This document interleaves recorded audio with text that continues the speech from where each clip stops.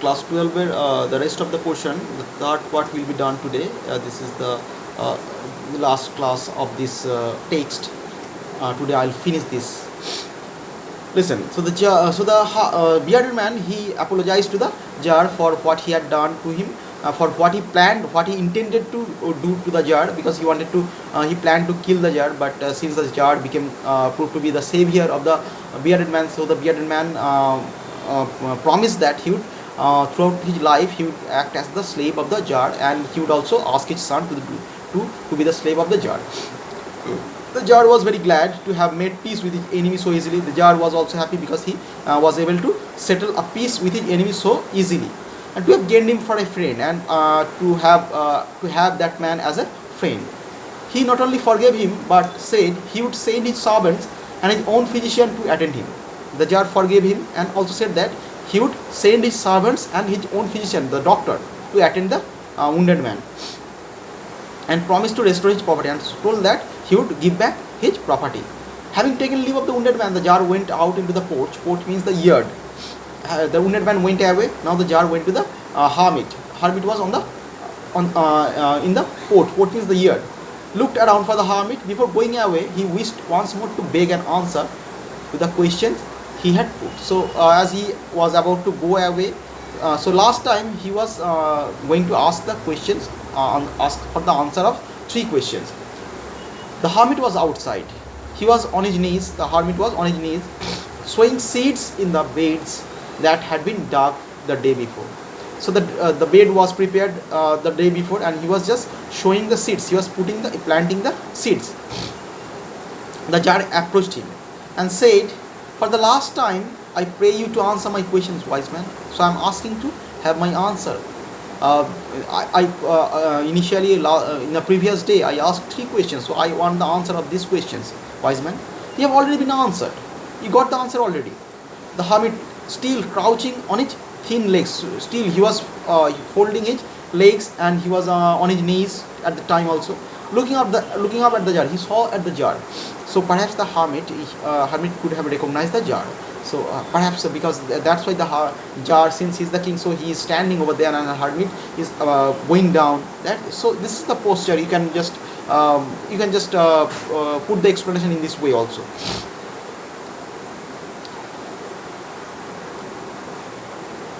Stood before him. How answered? What do you mean? Asked the jar. How could you say that I've been answered? How could I have got the answer? How answered? What do you mean? Asked the jar. Do you not see? Replied the hermit. Hermit said that, don't you see? If you had not pitied my weakness, if you had not sympathy for me, for my weakness, for my frail body, had not dug those beds for me, had not dug those beds, the hermit told the jar that you dug the beds yesterday for me, and if you did not do that, if you had gone your way, that man would have attacked you. So that man was waylaying, that man was just waiting for him in the ambush, and he was about to kill the jar, about to attack the jar. So if the jar went away yesterday, then he could have killed by that bearded man. He would have repented for not having stayed with me. So that man could have attacked you, and you would have repented. Repented means that you could have felt sorry for not having stayed with me. So the most important time was when you were digging the beds. So when you were digging the beds, that was the most important time. And I was the most important man. So the hermit was the most important man. And to do me good was your most important business. And to help me was your most important business. So this answer of 3 questions are given. Afterwards, when that man ran to us, when the man came to us, the most important time was when you were attending to him. So when you were just bandaging, when you were nursing the person, that was the most important time. For if you had not bound up his wounds, if you had not bandaged him, he could have died without having made peace with you. So the peace settlement would not be possible if that man died. The enmity would have prevailed. So he was the most important man, and what you did for him was your most important business. So that man was the most important man, and when you were nursing him, that was the most important time, and what you did, that was the most important business. So remember, then there is only one time that is important. So one time that is most important. Now, so now means the present time is the most important time, because it is the most important time It is the only time when we have any power, because at this present moment we have any power. Suppose you people, you students, you are, if you do not, if you just neglect your study at this present moment, then you would have to rue, you have to suffer in future. So that's why it is said that present time is the most important time, because in this time we have some power. Suppose I'm just neglecting my study, so you are neglecting your study at this present moment, or you are very serious about your study, so at this present moment, because in this moment you have some power, because in future you don't know what will happen tomorrow, and what happened yesterday you cannot just go back, went back to that. The most necessary man is he with whom you are. So most important person is he, that person who is at present time with you. So that person is the most important person. For no man knows whether he will have ever dealings with anyone else, because nobody knows he will have, whether you will be able to meet that man in future or not, whether that man will be able to meet you in future or not, you don't know that.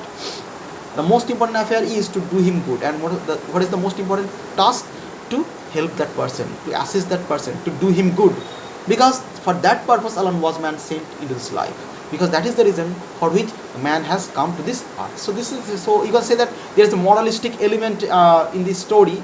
Three questions, because three questions are quite crucial, and since the jar got the answer of the three questions, so perhaps he was just enlightened with the help of Hermit having some kind of supernatural power, having spiritual capability, and with the help of those power he was able to bring back the jar from his problem of having quite tumultuous situation regarding the three questions, and those questions were ultimately answered. So the jar got the answer, and it has this what answer the jar got, the same answers are quite applicable for we all. So that's why it is said that there is didactic or moralistic element in the story.